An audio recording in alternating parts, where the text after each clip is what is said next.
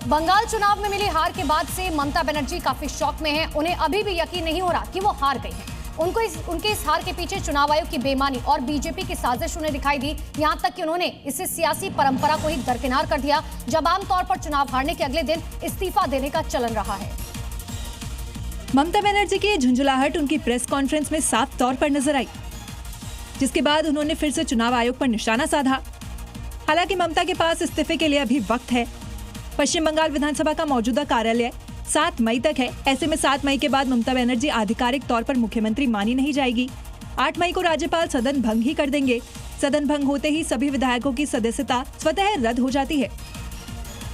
अब ममता बनर्जी इस्तीफा दे या ना दे, 7 मई को उनका कार्यकाल खत्म होना ही है। पश्चिम बंगाल विधानसभा चुनाव में बीजेपी की ऐतिहासिक जीत के बाद अब सबसे बड़ा सवाल मुख्यमंत्री के चेहरे को लेकर खड़ा हो गया है। राज्य में पहली बार सत्ता में आई बीजेपी के लिए नेतृत्व का चयन बेहद अहम माना जा रहा है, क्योंकि इस फैसले पर सरकार की दिशा और भविष्य की राजनीति तय होगी। और यही कारण है कि बंगाल में बीजेपी का पहला मुख्यमंत्री बनाने की जिम्मेदारी पार्टी ने अमित शाह को सौंप दी है।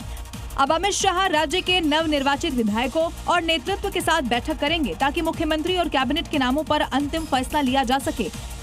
चर्चा है कि 9 मई को नई सरकार का शपथ ग्रहण हो सकता है। सीएम पद के लिए कई नाम चर्चा में है, जिसमें अग्निमित्रा पॉल, रूपा गांगुली, शुवेंदु अधिकारी, दिलीप घोष और समित भट्टाचार्य बड़े दावेदार माने जा रहे हैं। हालांकि चुनाव प्रचार के दौरान अमित शाह शुवेंदु की तारीफ करते थक नहीं रहे थे। तो बंगाल में भारतीय जनता पार्टी की जीत के साथ ही सनातनी उद्घोष होने लगा। आसनसोल में कई सालों से बंद पड़े एक दुर्गा मंदिर को हर दिन श्रद्धालुओं के लिए खोल दिया गया, जिसके बाद इस मंदिर के बाहर जमकर उत्सव मनाया गया। ये पश्चिम बंगाल में सियासी बदलाव ही नहीं, सनातनी सूर्योदय की तस्वीर है। बंगाल में सनातनी उद्घोष का संदेश देती ये तस्वीरें पश्चिम बंगाल के आसनसोल के बास्टन बाजार की है।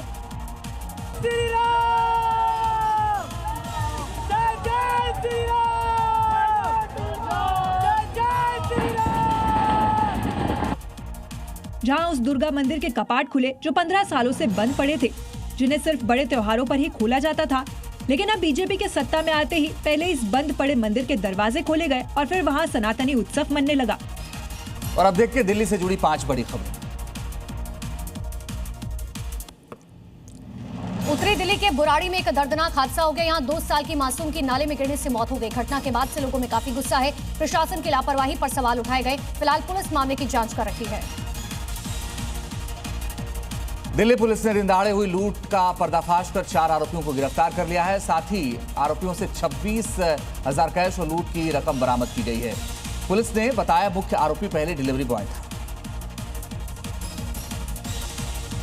दिल्ली के मुखर्जी नगर में युवक ने अपने दोस्त को चाकू मार दिया, जिसकी इलाज के दौरान मौत हो गई। पुलिस ने आरोपी युवक को धारदार हथियार के साथ गिरफ्तार कर लिया। फिलहाल मामले की जांच की जा रही है।